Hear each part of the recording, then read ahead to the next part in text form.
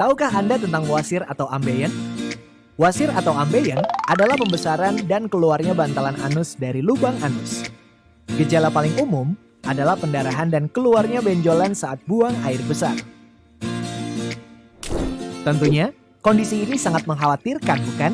Tapi tenang, sekarang sudah tersedia sistem penanganan wasir atau ambeien tanpa operasi, yaitu dengan Pila System. Pila System adalah Parent Injection and Ligation for Ambeien. Pila System menggunakan pila pack untuk penanganan wasir atau ambeien dengan cara suntik dan mengikat wasir atau ambeien tanpa nyeri dan tanpa pisau. Cara penggunaan pila pack sangatlah mudah. Pertama-tama, posisikan pasien dalam posisi bersujud. Lalu, periksa bagian luar anus dan lumuri anus dengan pelumas atau jeli. Kemudian, lakukan pemeriksaan dengan jari untuk kelainan lainnya. Selanjutnya, masukkan anoskop untuk menentukan posisi dan ukuran wasir atau ambeien. Dilanjutkan penyuntikan wasir atau ambeien dengan sclerotic agent. Setelah itu, masukkan suction ligator dengan ujung diarahkan ke wasir atau ambeien yang telah disuntik. Selanjutnya, lakukan penghisapan wasir atau ambeien dengan suction device sampai wasir atau ambeien terhisap ke dalam suction ligator sampai pangkalnya. Pastikan wasir terhisap dengan tepat. Kemudian, dorong silikon rubber atau O-ring yang berada di ujung suction ligator dengan trigger atau pemantik yang ada di suction ligator. Jika sudah terikat, lakukan suntikan sekali lagi pada wasir atau ambeien dengan sclerotic agent. Proses selesai. Keluarkan anoskop dari lubang anus. Wasir atau ambeien yang telah disuntik dan diikat akan lepas dengan sendirinya pada hari keempat sampai dengan 7 sesuai dengan tindakan. Mudah bukan prosesnya? Obati wasir hanya dengan Pila System. No pain, no blade, disposable, tanpa nyeri, tanpa pisau, sekali pakai. Assalamualaikum warahmatullahi wabarakatuh. Halo healthy people semuanya, apa kabarnya? Ya, semoga semua healthy people dalam kondisi baik-baik saja, sehat walafiat, tidak kekurangan sesuatu apapun. Nah, perkenalkan, nama saya Dr. Aziz Andrianto. Di sini tentunya di program baru Rumah Sakit UII, Aku Sakit Harus Bagaimana. Nah, program ini tentunya nanti akan secara rutin dijalankan pada pekan ketiga tiap bulan, di mana program ini nanti akan membahas segala sesuatu tentunya tentang masalah kesehatan dan juga tentang cara penanganannya yang tepat. Nah, untuk topik kita hari ini seperti apa? Sebelum itu saya mau tanya dulu nih kepada healthy people. Apakah dari healthy people itu ada yang pernah merasakan kesulitan buang air besar? Ya, jadi buang air besar itu ternyata maaf ya, kayaknya kok nggak enak kalau buang air besar ya. Kita singkat dengan BAB. Jadi BAB itu ternyata tidak semua orang ngalaminya mulus-mulus aja ya. Jadi ada memang sebagian orang ternyata buang air besarnya itu atau BAB-nya itu 3 hari sekali. Nah, nanti apakah itu benar atau seperti apa sih seharusnya nanti kita tanyakan kepada narasumber kita kali ini. Nah, apabila nanti buang air besar healthy people itu 3 hari sekali, tentunya itu akan membuat feses atau kotoran kita itu keras sehingga menyebabkan mengejan. Nah, kalau healthy people semua termasuk dalam kategori atau kelompok yang mengalami gangguan masalah buang air besar tersebut, tentu harus waspada. Kenapa? Karena coba deh cek bagian anusnya apakah ada benjolan atau tidak. Kalau memang ada benjolan, berarti healthy people itu mengalami suatu gangguan yang dinamakan, istilah terkenalnya itu adalah wasir atau ambeien. Nah, itulah yang akan menjadi pokok bahasan topik siang kita pada hari ini. Tentunya di samping saya sudah hadir narasumber yang sudah oke banget nih. Ya, beliau adalah Dr. Muhammad Junaidi, SPB Finax ya. Beliau adalah konsultan spesialis bedah di Rumah Sakit UII. Assalamualaikum dokter, apa kabar? Waalaikumsalam warahmatullahi wabarakatuh. Ya, Alhamdulillah sehat. Semoga healthy people semuanya juga sehat. ya alhamdulillah dokter ya kita semua sehat. Nah dokter, tadi udah dibahas awal ya. Jadi kita memang akan membahas mengenai wasir ya, ambien kalau bahasa di kita kedokteran kan hemoroid ya dok ya. Ya, Nah nanti akan dibahas apa tuntas nih oleh dokter Jun ya, panggilannya dokter Jun aja ya, dok ya. ya oke. Ya dokter Jun akan membahas, oleh sebab itu tanpa tunggu waktu lagi kami persilahkan dokter Jun untuk memulai presentasinya. Ya, assalamualaikum warahmatullahi wabarakatuh. Nanti secara singkat saya akan menjelaskan. Saya yakin healthy people sudah tahu semua apa itu ambien atau wasir ya. Saya akan buat mungkin ada beberapa slide yang nanti saya skip ya, jadi yang penting-penting saja. Jadi ini definisinya apa itu ambien atau hemoroid ya. Mohon maaf ini masih dalam bahasa Inggris benar. Ambien ini adalah satu benjolan ya. Jadi benjolan atau pembesaran. Jadi di sini ada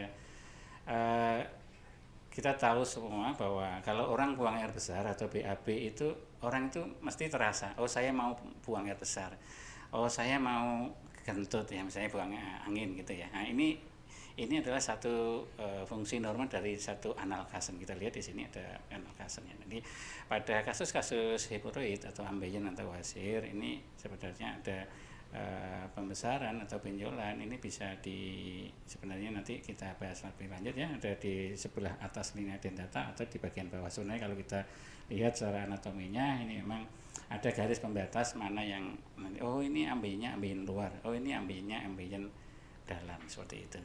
Saya skip aja ya, lebih lanjut. Nah kemudian biasanya gejalanya yang sering dirasakan ini pertama ya ada perdarahan. Kalau saya buang air besar kok ada darahnya, disertai darah, biasanya menetes, kadang-kadang mancur. Ini kalau healthy people misalnya buang air besar kemudian ada darah yang menetes setelah buang air besar, ini salah satu yang perlu dicurigai. Jangan-jangan healthy people menderita hemoroid atau ambien atau wasir. Meskipun di samping itu bisa juga penyakit yang lain, misalnya ada satu keganasan ya, tumor di saluran cerna. Nah kemudian kadang-kadang perdarahannya bisa spotting ya, kadang-kadang buang air besarnya tidak lancar, kemudian ada benjolan keluar masuk ya, seperti itu ya, atau kadang-kadang keluar lendir. Nah secara epidemiologi saya lewati aja ya, pada epidemiologi ini banyak, nanti bisa dicari sendiri. Nah ini yang secara anatomi. Nah ini yang tadi saya sampaikan bahwa anatomi sebenarnya ini kita lihat ada garis itu ya, ada linea dentata. Itu seperti garis yang bentuknya kayak lekuan-lekuan itu ya. Nah itu di atas, kalau benjolannya ada di atas sebelah situ, maka ini namanya adalah ambien dalam atau hemoroid interna. Kalau dia ada di sebelah bawahnya, ini namanya ambien eksterna. Jadi kalau dok ini kok saya benjolannya nggak hilang-hilang, selalu di luar terus. Jadi kadang-kadang ditanyain benjolannya bisa keluar masuk atau tidak. Ini benjolannya di luar terus, oh berarti ini satu ambien luar ya. Musim-musim seperti ini biasanya banyak orang yang periksa ambien pertama karena ada syarat masuk dari misalnya pemeriksaan TNI, Polri, seperti itu ya dokter. Ya, jadi itu banyak biasanya orang datang itu dua. Satu dalam kondisi terlambat, biasanya sudah dalam grade 4, sudah keluar tidak bisa masuk lagi, sudah besar seperti pikang ya, seperti itu, jadi sudah melingkar seperti kue ya. Kemudian yang kedua kecil karena mau masuk karena ada harus pemeriksaan untuk syarat masuk suatu instansi itu tertentu ya. Nah ini secara anatomi gambarnya kira-kira seperti ini. Ini kanal kasen. Nah ini faktor risikonya orang-orang yang kemungkinan untuk bisa menderita ambien lebih besar ya, diantaranya adalah rendah serat ya, buang air dietnya, makan sehari-harinya ini rendah serat, jadi kurang serat. Kemudian buang air besarnya ini jarang, jadi bisa 2 hari sekali, 3 hari sekali. Nah ini meningkatkan terjadinya ambien atau wasir. Kemudian sering mengejan ya, atau terlalu banyak duduknya terlalu lama. Kemudian kesalahan posisi, nanti kita lihat kan bagaimana posisi yang betul pada saat buang air besar. Kita tahu dengan model dengan kemajuan zaman orang itu duduk, biasanya kalau buang air besar atau BAB nyamannya duduknya. Nah nanti kita koreksi mana yang benar cara duduk yang baik pada pada saat BAB ya. Nah ini kita lihat ya, ini pada kondisi duduk dan pada jongkok ya. Sebenarnya kalau buang air besar ini bagusnya jongkok ya. Jadi kenapa jongkok lebih bagus? Karena ini kita lihat ya, gambar di sebelah kiri itu kelihatan bahwa di situ seolah-olah salurannya itu lurus ya, lurus ke bawah, sehingga dengan posisi jongkok itu feses atau kotoran itu dia akan turun mulus ya, tidak melewat. Jadi mengejarnya tidak perlu kuat-kuat, karena secara gravitasi akan turun, dan ini secara anatomi bentuknya sudah lurus ke bawah sehingga fesesnya turun dengan gampang. Kemudian yang kedua, sebelah kiri itu kita lihat yang sitting, yang duduk ya. Nah itu kan terbentuk sudut sehingga feses atau kotoran keluar itu agak lebih susah, diperlukan kerja yang ekstra. Jadi harus mengejar kuat supaya kotorannya bisa terdorong keluar. Nah ini kalau gambar ilustrasinya seperti ini, itu sebelahnya itu lurus ya. Kemudian kalau duduk itu seolah-olah salurannya kejepit, seolah-olah terjepit karena posisinya harus membentuk sudut. Nah terus kemudian bagaimana kita cara mengatasinya? Cara mengatasinya seperti ini. Jadi kita bisa lihat kalau yang sudah terbiasa, karena sekarang rata-rata kloset atau WC itu biasanya duduk ya, kita bisa mengakali mengubah sudutnya. Jadi sudutnya yang tadinya 90 derajat pada saat kita BAB, nah cara mengakalinya kita beri aja kursi kecil atau apa ya, tumpuan kecil sehingga sudutnya ini bisa berubah. Ini yang perlu diperbaiki ya, karena ini salah satu faktor risiko. Ini saya percepat aja ya, ini patogenesisnya. Nah ini patogenesis atau penyebab terjadinya sebenarnya masih jarang diketahui ya, jadi masih banyak ketidaktahuan. Kemudian tidak diketahui secara jelas artinya ya. Kemudian pembesaran vena ya, kita tahu ini yang banyak diketahui bersama. Kemudian yang terakhir yang banyak diterima ini adalah sliding, jadi seolah-olah bergeser. Jadi anusnya, mukosanya itu dia bergeser dari atas ke bawah karena sudah lepas dari jaringan sekitarnya. Nah ini gambarnya saya persingkat saja. Nah ini secara garis besar mungkin karena kelemahan jaringan sekitar ya. Kemudian yang kedua adalah ada gangguan pada sistem pembuluh darah.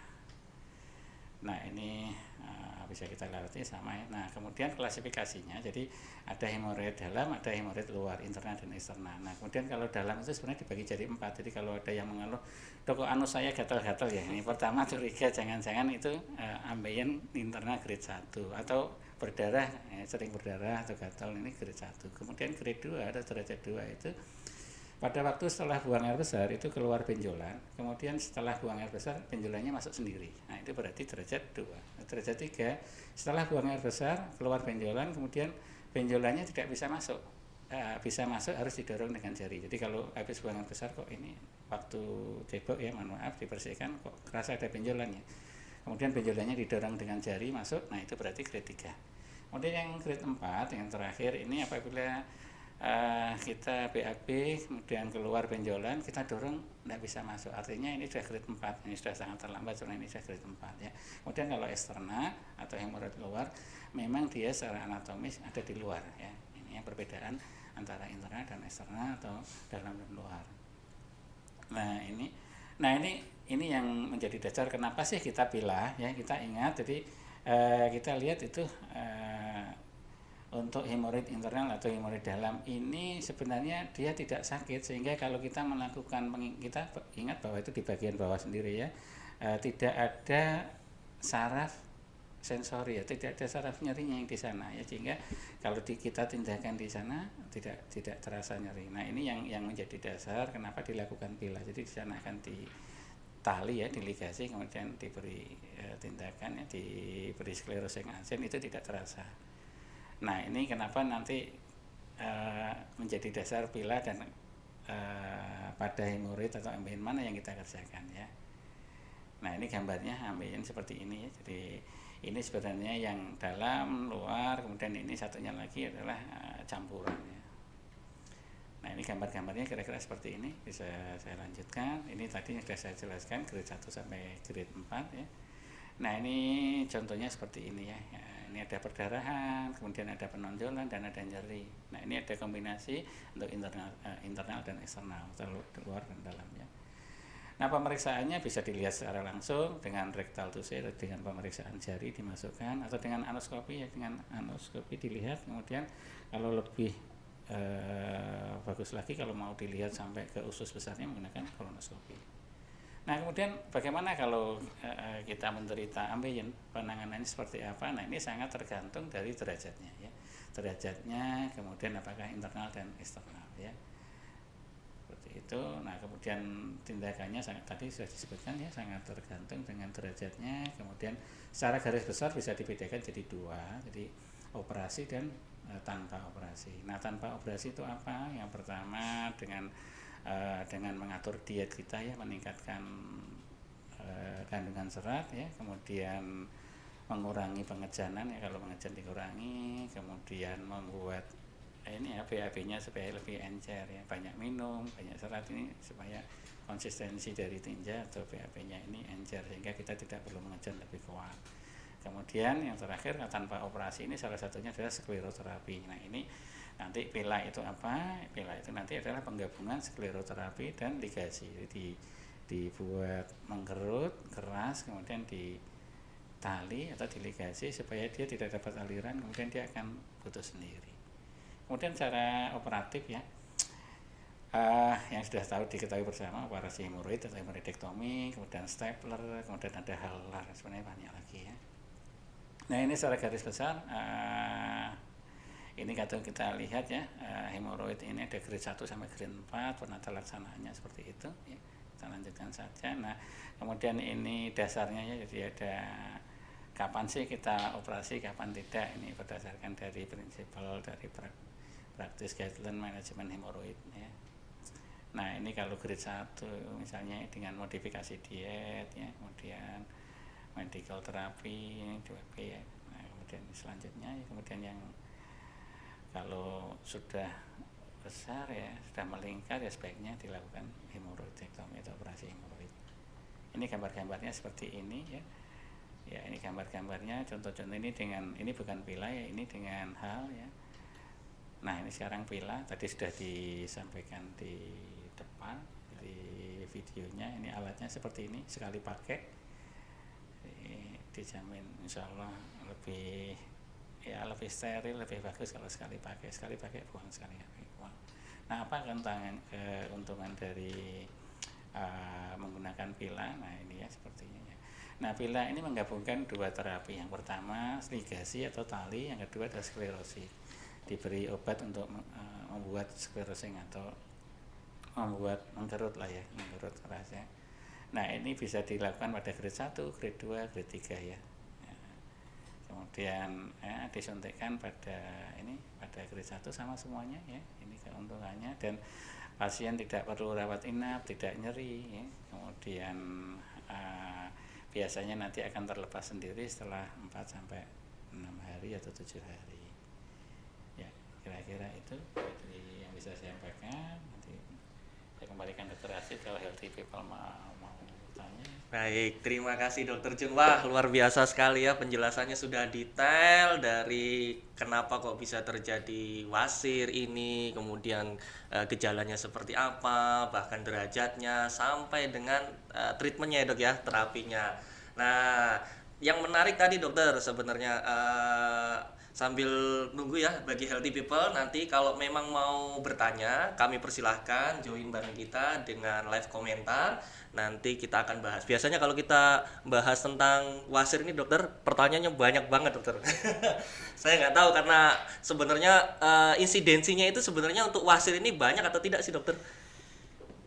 Ya, insidensinya cukup banyak ya, cukup banyak. Kemudian nah, ini yang perlu diketahui ini ya, jadi healthy people ya sebenarnya kalau kita buang air besar kemudian keluar darah ya, nah ini sebenarnya sebaiknya memang harus periksa ya, karena terlepas dari ini apakah ini wasir ambeien atau bukan untuk penyakit yang, karena dengan wasir keluar darah tiap hari, yang pertama nanti dalam jangka waktu lama anemia. Anemia, betul, kehilangan darah ya dok ya.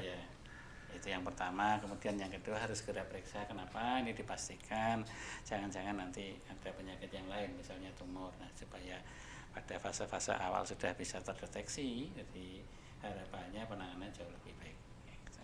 Baik, terima kasih dokter. Ini ada pertanyaan masuk dokter dari Anonymous ID. Pertanyaannya dokter, kalau ibu hamil, apakah bisa dilakukan pila atau operasi dok? Ya bisa ya. Jadi pila ini karena apa? Kenapa bisa? Jadi yang pertama ini terlepas dari ini ya. Ini kalau kita hubungannya dengan hamil ya. Iya, dokter.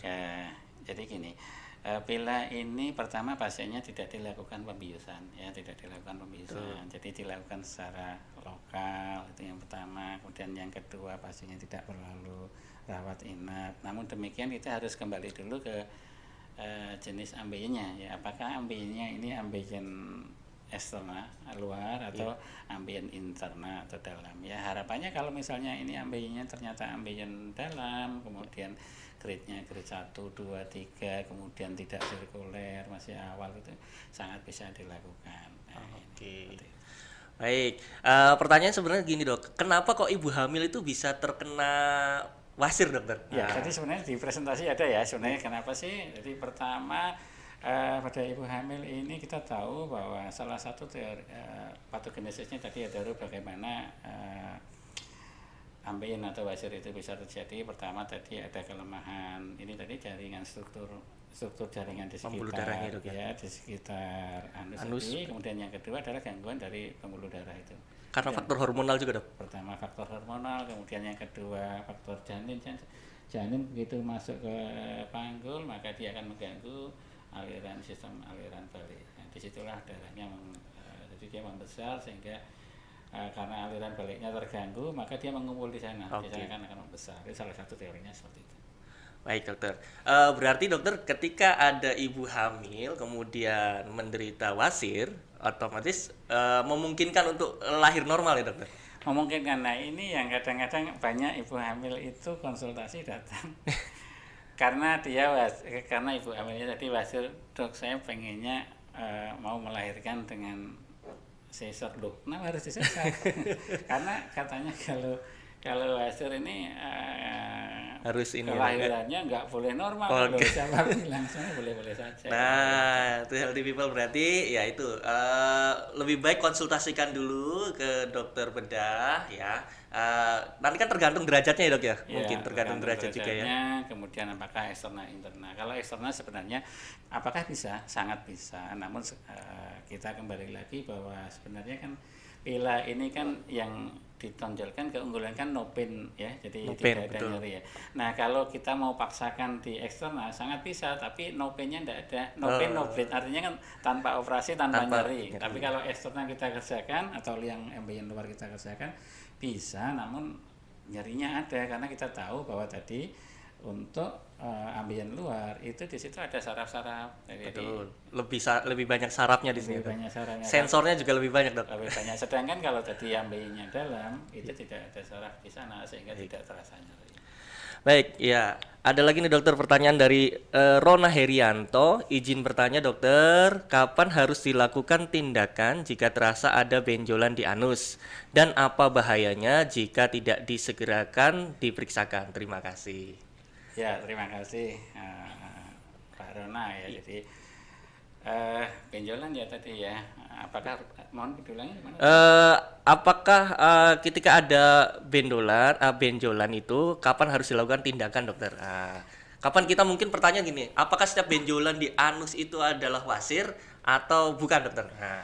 Ya, jadi sebenarnya apakah selalu dilakukan tindakan? Pertama kita harus lihat dulu ya. Jadi kita lihat bahwa kita periksa dulu, kita yakinkan dulu jenis benjolannya ini apa ya. Jadi apakah ini benjolannya ini benjolan wasir, apakah bukan ya, apakah tumor yang lain, itu yang pertama. Kemudian apakah perlu dilakukan tindakan?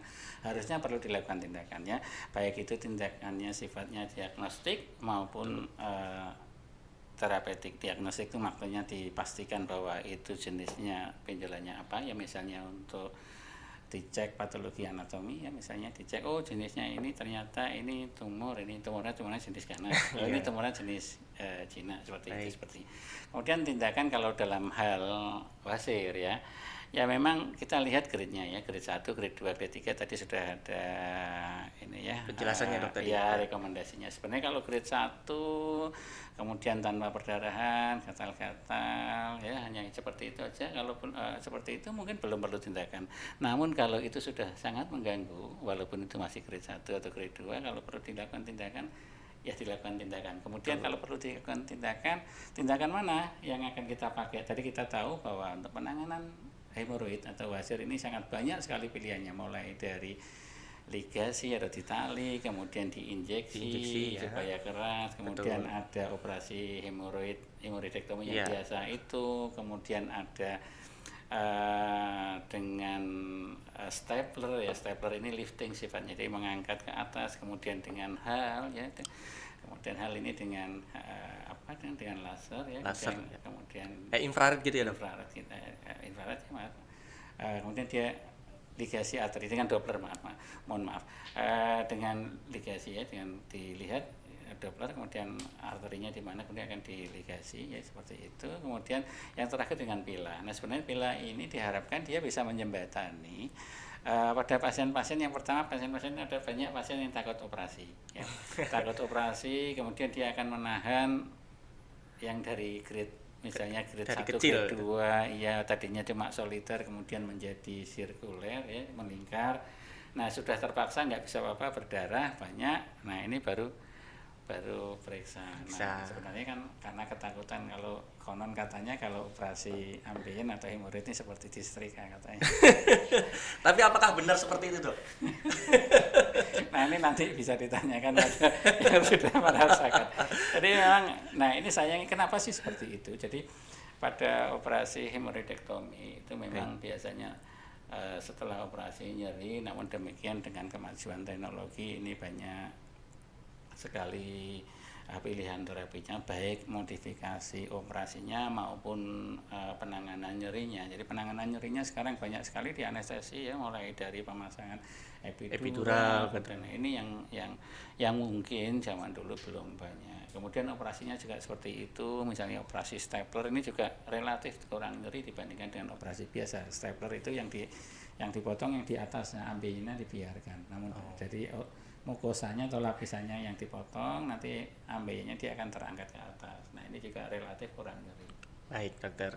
Ya itu ya untuk Rona Herianto. Kemudian ada lagi nih dok dari Erna_Susan.28. Dok, untuk yang sudah pernah operasi hemoroid nih dok, ada nggak aktivitas yang harus dihindari biar tidak kambuh lagi? Ya jelas ada ya. Jadi artinya gini. Jadi yang harus dihindari pertama tadi ya, kita harus menghindari faktor risiko. Jadi tadi kita tahu ada beberapa faktor risiko yang bisa menimbulkan terjadinya hemoroid atau ambeien tadi apa. Yang pertama pola hidup ya, jadi pola makannya, dietnya harus yang biasanya kalau maunya dietnya rendah serat ya, kalau ini masih tetap seperti ini akan berulang karena ada orang-orang yang dietnya rendah serat maka ada kemungkinan dia akan terjadi konstipasi. Jadi artinya nanti kotorannya dia akan keras ya, kalau kotorannya keras diperlukan ekstra keras untuk mengeluarkan. Mengejan ya, mengejannya lebih kuat. Nah, mengejan lebih kuat ini salah satu faktor risiko terjadinya wasir ya. Kemudian yang kedua ya tadi yang dihindari, misalnya kalau biasanya buang air besar dengan posisi duduk, kakinya biasa 90 derajat tadi kita lihat di presentasi tadi. Nah ini ya mulai dikurangi. Tadi kalau posisi yang baik jongkok ya jongkok. Kalau yang di rumah adanya duduk ya jangan jongkok didudukkan dok. Apa? Dan biasanya kan orang yang kalau di WC umum itu kan kadang-kadang orang merasa jijik untuk buang air besar duduk ya. Kadang-kadang jongkok di atas kloset duduk itu. Nah ini kan bahaya sebenarnya. Sebenarnya dibersihkan saja. Kemudian posisinya tinggal depannya dikasih anci-anciannya dok ya. Supaya sudutnya jadi berubah. Jadi 35. Ya 35 lah kira-kira, sehingga nanti salurannya itu lurus. Lurus, baik dokter. Ya itu ya buat Erna_Susan28. Ini juga ada dok pertanyaan dari Erma Wijayanti 56. Dok, ingin tanya apa bedanya hemoroid dan fistula ani dokter? Ya, ini ya kadang-kadang gejalanya mirip ya. Gejalanya mirip pertama apa? Gejalanya biasanya nyeri. Nah, cuma yang perlu dibedakan adalah kalau pertama yang dirasakan nyeri, kemudian ini kok sama-sama keluar darah, ini hampir sama juga sebenarnya.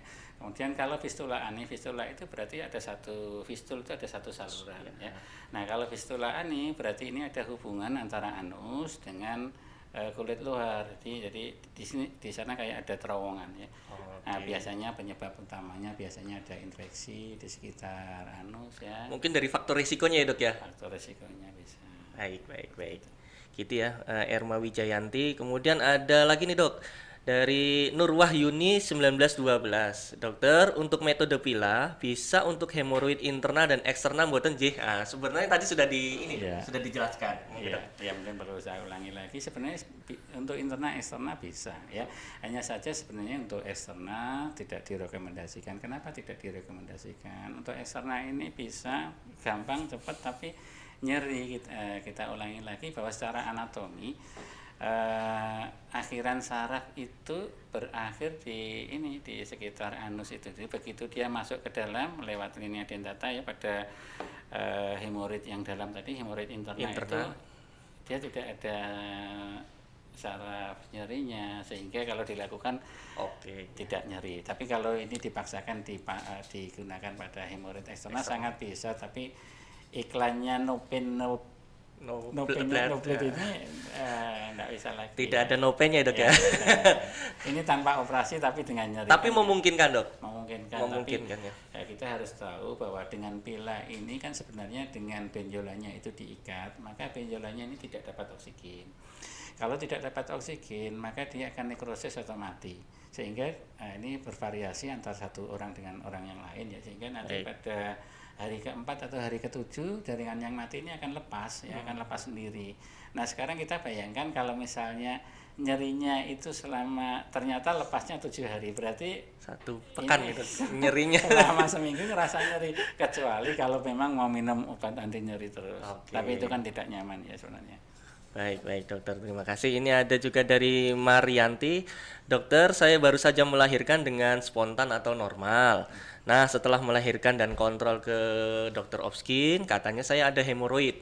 Apa karena saya waktu melahirkan itu mengejan terlalu kuat, tapi sampai sekarang BAB saya lancar, dokter? Ya, jadi ini yang harus dibalik ya.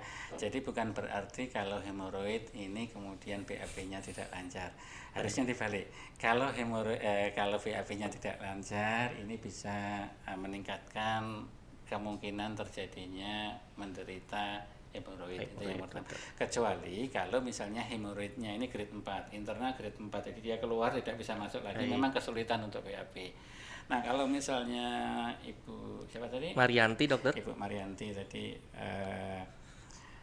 setelah melahirkan ada benjolan, ada hemoroidnya, buang air besarnya tidak ada masalah. Sebenarnya tidak masalah ya, sebenarnya nggak masalah. Jadi hanya Ibu perlu dievaluasi saja apakah benjolannya ini sering berdarah. Kalau sering berdarah ya kemudian sering berdarah atau nyeri ya sebaiknya memang ditangani segera. Kalau sering berdarah ini dalam jangka waktu lama kasihan, ini anemi. Kalau anemi nanti yang dalam jangka waktu lama yang disayangkan jantungnya. Jantung itu harus bekerja ekstra keras supaya kebutuhan seluruh sel yang ada di tubuh ini terpenuhi. Jadi kalau misalnya HP-nya normalnya 12-13, Ibu Marianti cuma punya 8, berarti sekali pompa jantung misalnya harus menyampaikan misalnya 5 kali 10 50. Kalau ini HP-nya cuma 8 kan artinya dia harus memompa 1,5 kali sampai 2 kali. Nah ini yang disayangkan.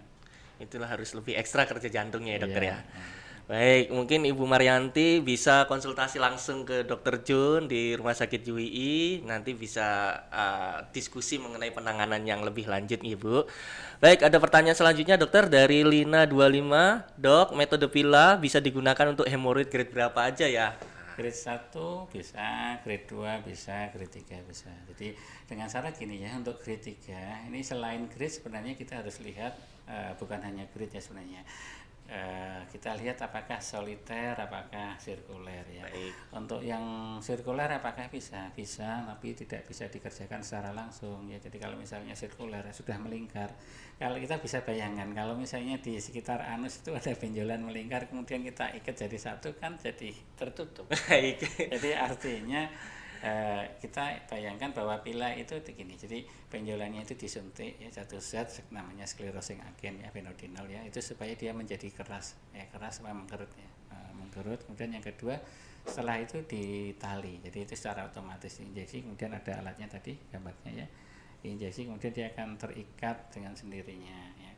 Nah ini kalau diikatnya melingkar ya tidak mungkin. Jadi kalau misalnya datang dalam kondisi melingkar tetap pengen dilakukan pila, mungkin ya dilakukan secara beberapa kali ya, harapannya seperti itu. Jadi mungkin kalau misalnya kita bayangkan kalau misalnya benjolan itu seperti jam ya, kita lihat misalnya seperempat, kita ambil seperempatnya dulu, misalnya antara jam 12 sampai jam 3 misalnya di atas kayak gitu. Kemudian atau dari bawah ya misalnya antara jam 5 sampai jam 7. Jam 7 ya. Nah, jadi bisa. Jadi yang perlu diperhatikan Bu, yang pertama adalah selain grade atau derajat adalah jenisnya ini apakah sirkuler atau soliter. Baik. Itu ya, berarti ada grade 1 bisa, grade 2 bisa, dan juga grade 3 tentu ada, tidak semua grade 3 ya Dok ya? Tidak bisa, maksudnya tidak semuanya bisa dipila, ada yang memang harus melalui operasi. Mungkin soliter itu bisa dibayangkan kalau ada benjolan cuma satu jenderal, nah itu soliter, atau ada dua benjolan, itu namanya soliter ya. Baik, terima kasih dokter. Ini ada lagi dokter, menarik sekali memang kalau kita bahas masalah wasir. Dari Laila Sahajah, dokter mau tanya, apakah ambeien bisa kambuh lagi jika telah mempunyai riwayat operasi ambeien, dokter? Masih ya, jadi ada beberapa penyakit yang memang bisa kambuh lagi, diantaranya adalah ambeien. Selain misalnya contoh hernia atau tedun itu bisa kambuh. Nah, begitu juga dengan ambeien. Ambeien atau wasir ini juga bisa kambuh lagi ya. Jadi kalau misalnya tadi beberapa faktor risiko tadi tidak dihindari. Yang pertama harus, karena kita tahu bahwa faktor risikonya tadi sebenarnya lebih banyak ke arah ini ya, pola lifestyle hidup, ya.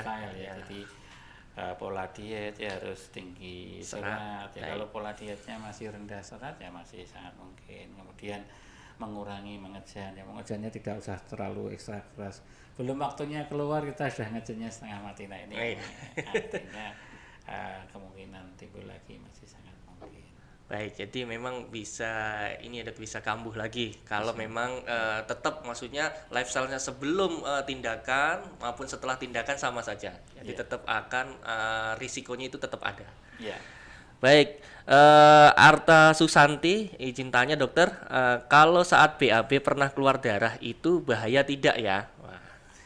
Ya, ini seperti saya sampaikan di awal tadi ya, kalau BAB berdarah ini sebenarnya jelas ya. Di negara-negara maju itu sebenarnya orang yang anemia kemudian buang air besar atau BAB-nya tidak berdarah itu pun akan dicari, namanya perdarahan samar. Jadi artinya apakah buang air besarnya itu sebenarnya berdarah tapi tidak kelihatan. Nah, yang ditanyakan ini kan kalau buang air besar berdarah apakah berbahaya? Nah, ini sudah jelas kelihatan ya. Bisa jadi berbahaya, bisa jadi tidak ya. Artinya gini, kalau perdarahannya cukup banyak, artinya orang yang tadinya HB-nya 12 tiba-tiba perdarahan banyak jadi 7 atau 8 gitu ya, pasiennya mungkin langsung shock ya. Tapi kalau misalnya perdarahannya cuma sedikit-sedikit sampai dalam setahun, 2 tahun, 3 tahun menjadi 7, 8, mungkin dia tidak merasa apa-apa karena ini sudah terkompensasi ya. Jadi pertama kembali ke pertanyaan apakah berbahaya ya, tadi ya bisa berbahaya bisa tidak, namun sebaiknya ya segera diperiksakan tujuannya untuk apa. Kalau ada kelainan misalnya tadi ya, misalnya ada tumor atau kanker saluran cerna, bisa diketahui sejak awal sehingga daya tahan hidup atau keberhasilan terapi ini bisa tercapai dengan baik. Lebih optimal tentunya perawatannya ya dokter ya. Baik dokter, ini wah masuk lagi dokter pertanyaan dari Rifka Sela. Dokter, saya punya ambeien setelah melahirkan kemarin. Untuk Pila penyembuhannya berapa lama ya? Apakah bisa langsung aktivitas seperti biasa dokter? Untuk pila bisa langsung aktivitas seperti biasa. Jadi artinya gini, ini sebenarnya dua pertanyaan yang berbeda ya. Jadi yang pertama, aktivitas biasa itu gini, eh, begitu tindakan langsung aktivitas. Jadi sangat bisa ya. Jadi misalnya sekarang dilakukan pila, pulang ya langsung pulang karena pertama pila ini tidak perlu rawat inap, dilakukan dengan lokal. Pulang sendiri tidak masalah. Namun kalau pertanyaan tadi apa Rifka Sela, penyembuhannya berapa lama? Apakah bisa langsung aktivitas biasa? Nah, ini kalau penyembuhannya berapa lama, kita ingat bahwa tadi sebenarnya untuk benjolannya tadi lepas dengan sendirinya itu dibutuhkan waktu, ini variasinya bisa 4 sampai 7 hari. Jadi artinya kalau misalnya kebetulan lepasnya 4 hari ya setelah 4 hari sudah selesai. Kalau lepasnya 7 hari selesai. Namun yang perlu diingat tadi kalau apakah bisa aktivitas. Nah, setelah tindakan tadi langsung bisa aktivitas. Jadi Langsung pasien bisa aktivitas ya, pulang Dok, ya? sendiri ya seperti itu. Mungkin gini dok, menarik untuk pertanyaan di Pila ya dokter ya. Jadi bagi para healthy people yang mungkin mempunyai gangguan wasir dan pengen tertarik untuk Pila, apakah ada persiapan sebelumnya dok untuk tindakan Pila ini dok? Persiapan secara khusus tidak ada ya, cuman namun akan lebih bagus kalau misalnya pada saat datang itu pasien itu sudah selesai buang air besar. Jadi kadang-kadang pasien datang itu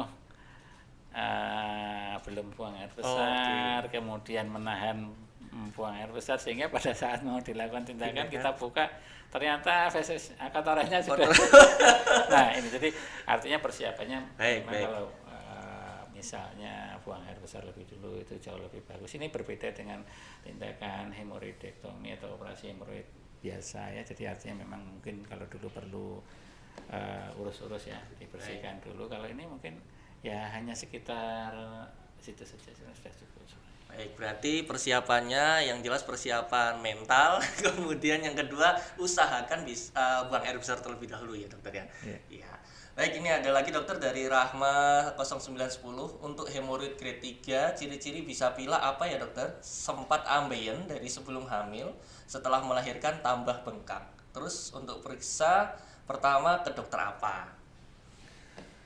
Ya, untuk periksa ke dokter bedah ya bisa di RSUI banyak dokternya dan insya Allah semuanya sudah menguasai pilah.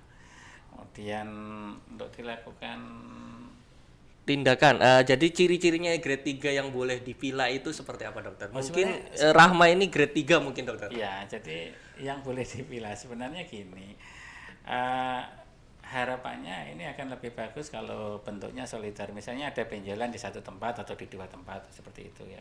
Kalau misalnya melingkar, ini dilakukan pilah kan nggak enaknya kan gini. Oh ini harus dilakukan sekian kali. Ini yang nggak enak. Ini habis operasi di sana ini masih ada nih benjolannya. Padahal sudah dijelaskan bahwa sebenarnya untuk pilah ini kalau yang sirkuler tidak bisa dilakukan sekali tindakan karena kita tidak mungkin mengikat Semuanya memutar ya, yang Dok, ya? memutar itu melingkar itu kita ikat kan akan tertutup anusnya. Jadi kita mungkin melakukannya di satu atau dua tempat misalnya sepertiganya atau seperempatnya mungkin seperti itu. Kemudian harus sembuh nanti jarak berapa minggu dilakukan lagi di tempat yang masih beda. Jadi secara bertahap ya dok ya, tidak sekali waktu. Iya. Baik, nah untuk pila itu sendiri dokter, apakah ada risikonya setelah tindakan itu tadi dok? Apakah ada risiko atau komplikasi dari pila ini dokter? Ya sebenarnya sih ada ya. Jadi semua tindakan mesti ada. Yang pertama ini karena ligasi ya. Jadi misalnya pertama resikonya misalnya ya tadi misalnya ligasi itu kan talinya bentuknya hanya karet, misalnya karetnya lepas kemudian terjadi robean berdarah bisa ya seperti itu. Jadi pertama perdarahan bisa walaupun jarang kejadiannya, tapi apakah itu bisa ya. Jadi pertama resikonya perdarahan seperti itu. Kemudian yang kedua setelah perdarahan misalnya terjadi infeksi bisa ya seperti itu. Tapi insya Allah bila ini metodenya cukup aman, resikonya relatif sedikit dibandingkan dengan metode operasi yang lain. Namun demikian ekspektasinya jangan terlalu tinggi. Jadi harapannya nanti hampir semua orang datang itu dengan grade berapapun, kemudian sirkuler pengen dilakukan pila. Ya. Nah, ini yang kita juga harus bersikap bijaksana juga sebenarnya. Baik. Kapan pila ini kita pilih untuk Ya. Jadi gitu ya, tadi bisa memang grade 1, grade 2 atau grade 3 dengan syarat-syarat tertentu gitu ya dokter ya. Dan tentunya harus diperiksa dulu, konsultasi, dilakukan pemeriksaan terlebih dahulu sehingga nanti dokter bedah di RSUI akan menentukan apakah bisa dipila atau tidak. Begitu ya dokter ya. Baik, untuk insidensinya dokter. Untuk laki-laki sama perempuan sebenarnya lebih dominan yang mana dok untuk terkena wasir nih dok? Ini sebenarnya untuk di di Indonesia dan di luar negeri agak berbeda ya. Jadi kalau kita lihat tadi mungkin coba tadi slide-nya ya, sepertinya kalau perempuan lebih banyak. Yang pertama faktor hormonal, kemudian yang kedua biasanya pada ibu-ibu yang sedang hamil ya, begitu kepala janin masuk panggul, ada gangguan dari sirkulasi ini ya, aliran darah, biasanya terjadi bendungan di sana sehingga terjadi hemoroid seperti itu. Itu. Kalau anak-anak dokter, apakah memungkinkan sekali tidak terkena wasir ini dokter? Ya 1-2 kasus ada namun jarang ya. Bisa ya dokter ya? Bisa. Baik ya, menarik sekali dokter untuk pembahasan wasirnya ini, tentunya dengan pilanya yang dimiliki oleh RSUI. Sebenarnya dokter untuk era sekarang ini kan kita sudah eranya gadget ya dokter, smartphone. Hampir setiap healthy people tuh mempunyai smartphone. Nah, saking asiknya bisa lama-lama di kamar mandi itu dokter sambil duduk itu tadi. Sebenarnya itu sehat atau tidak dokter?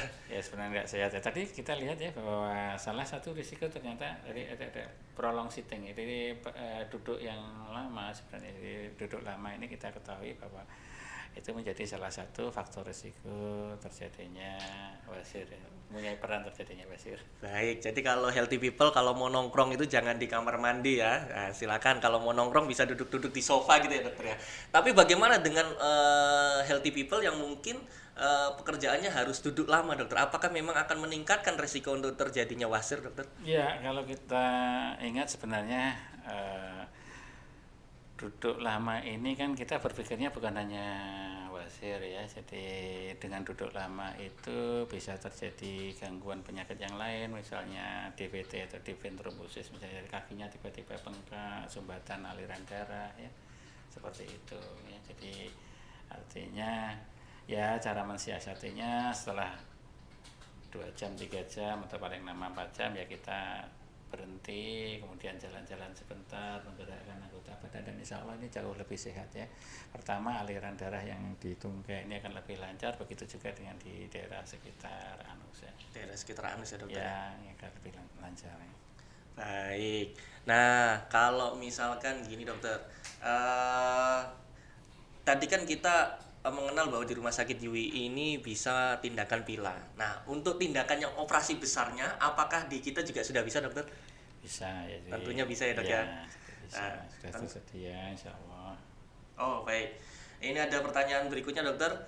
Apakah penyakit wasir itu bawaan atau memang dapatan dokter? Terkait dengan tadi pola makan. Iya, jadi kalau kita bicara masalah penyakit sebenarnya bukan hanya wasir saja. Jadi kalau kita bicara genetik, memang genetik mempunyai peran. Ya, jadi kalau orang tuanya wasir, anaknya bisa wasir. Yang pertama memang secara gen itu bisa muncul. Kemudian yang kedua, kalau kita hidup dalam satu rumah itu kadang-kadang lebih banyak kita mempunyai suatu pola yang sama. Jadi kegemaran makan pun kadang-kadang sama. Jadi kalau misalnya orang tuanya biasanya dalam satu rumah itu masakannya rendah serat, sukanya beli makanan tanpa sayur. Nah ini hampir sama. Nah ini kalau pertama gennya sudah sama, pola hidupnya hampir sama sehingga manifest ya. Jadi secara genetik memang bisa diturunkan. Kemudian kalau ini lingkungannya sama, pola hidupnya, gaya hidupnya sama, nah ini maka ini akan muncul ya, akan manifest. Baik, baik. Itu ya untuk backpacker santuy. Eh Menarik tadi dokter di awal menyampaikan bahwa sebenarnya insidensinya ini cukup banyak ya untuk apa namanya untuk penyakit wasir ini. Nah, bagaimana mungkin kalau ada kedinasan tertentu ya dok, biasanya kan mensyaratkan untuk itu tadi untuk tanpa wasir. Nah, itu nanti kalau misalkan ada healthy people yang memang ada pengen masuk ke dinasan tertentu misalkan TNI kayak gitu kan mensyaratkan memang tidak ada benjolan. Nah, mungkin ada yang merasa benjolan, itu apakah bisa juga dipilah dokter? Ya, sekali lagi kita kembali ke tadi ya, sebenarnya apakah benjolannya ini internal atau eksternal. Sebenarnya itu sih ya. Jadi kalau benjolannya internal, oke lah ini dengan pila sebentar saja selesai, waktunya lebih, pemulihannya lebih Lebih cepat ya lebih dokter ya? cepat, tidak ada nyeri tanpa operasi. Kalau eksternal ya bisa-bisa saja, tapi jangan sampai di belakang hari nanti komplain nyeri. Ini katanya tanpa nyeri tapi kok nyeri, karena Oke. ini ambiennya ambien luar atau hemoroid eksternal. Baik, jadi eksternal bisa, tapi akhirnya kampanye anti nyerinya tidak ada ya dokter ya di Iya, situ ya. jadi kan ada Jadi nyeri. tetap bisa dilakukan pila, tetap bisa beraktivitas normal, tetap bisa hilang itu benjolan sehingga bisa tetap nanti mendaftar di kedinasan tersebut ya dokter ya. Nah, ada mungkin mitos atau apa dokter kalau katanya kalau misalkan makan pedas itu bisa menyebabkan wasir. Itu benar atau tidak dokter? Gimana? Makan pedas. Jadi orang banyak makan pedas itu nanti jadi bisa kena wasir. Itu pandangan di masyarakat. Benar atau tidak, Dok? Iya, ini salah satu faktor risiko sebenarnya. Kalau pedas ini sebenarnya kan arahnya lebih ke arah iritatif ya, iritatif nanti jadi sering ke belakang, sering ngejan-ngejan. Nah, seperti itu. Kemudian apalagi ya, jadi ya kalau bisa sebenarnya kalau makan pedas ini bukan hanya wasir tapi penyakit yang lain. Ya harapannya gini ya untuk healthy people ya. Baik, Untuk- betul. Sebenarnya kalau dulu sangat ditakutkan ya, harusnya ini sudah tidak jadi momok lagi. Jadi kalau ada benjolan di anus ya segera periksa. Kalau misalnya scan sama dokter Laki-laki, ya.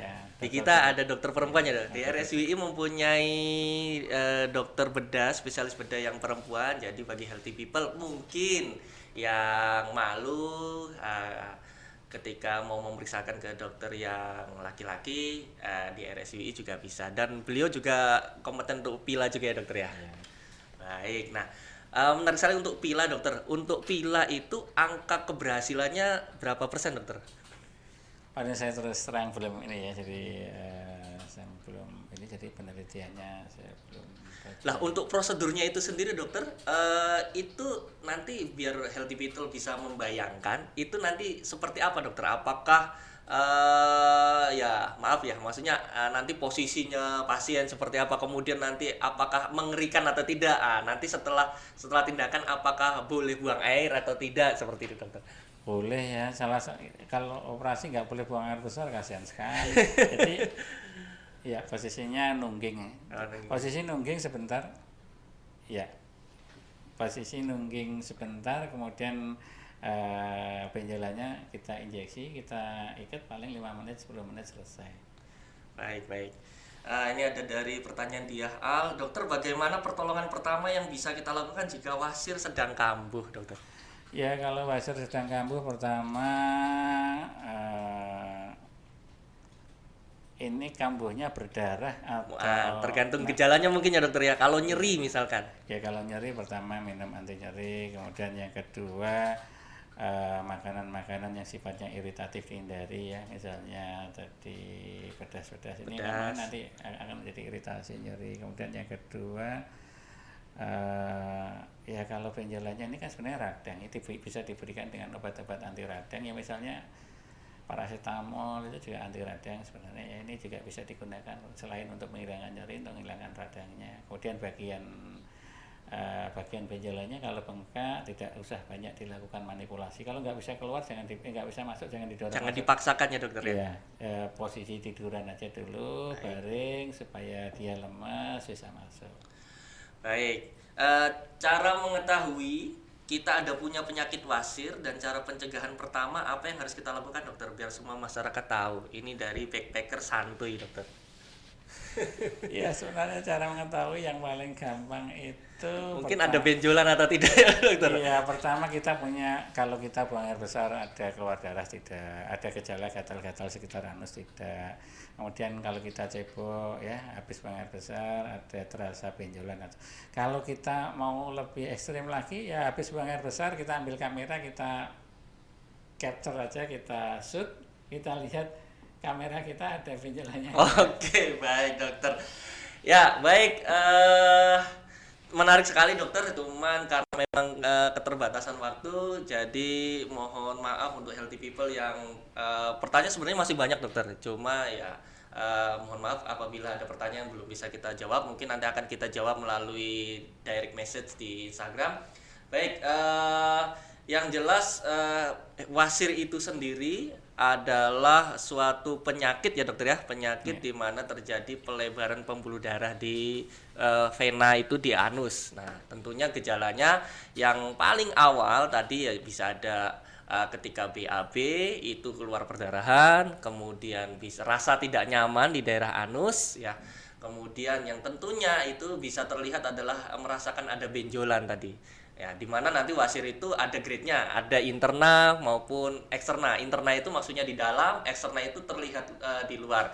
Di mana nanti internal yang di dalam itu dibagi juga menjadi 4 derajat, derajat 1 sampai dengan 4, di mana itu semakin tinggi derajatnya akan semakin tinggi ibaratnya keparahannya gitu ya, Dok ya. Kemudian yang jelas tadi untuk penanganannya banyak sekali dan tentunya yang sekarang lagi ngehits dan tentunya yang kita bisa lakukan di RSUI adalah menggunakan metode PILA. Nah, bagi healthy people di mana untuk bulan Agustus ini Rumah Sakit UII menyediakan promo Merdeka. Nah, di mana promo Merdeka ini di mana harusnya paket PILA itu di angka 2,5 juta rupiah. Itu di sini akan ada diskon 17%. Baik, terima kasih kepada Dr. Jun atas waktunya. Terima kasih kepada Healthy People untuk kebersamaannya. Mohon maaf sekali lagi untuk Healthy People yang tidak bisa kita jawab pertanyaannya. Dari saya cukup sekian. Tetap sehat, tetap jaga kondisi. Terima kasih. Assalamualaikum warahmatullahi wabarakatuh.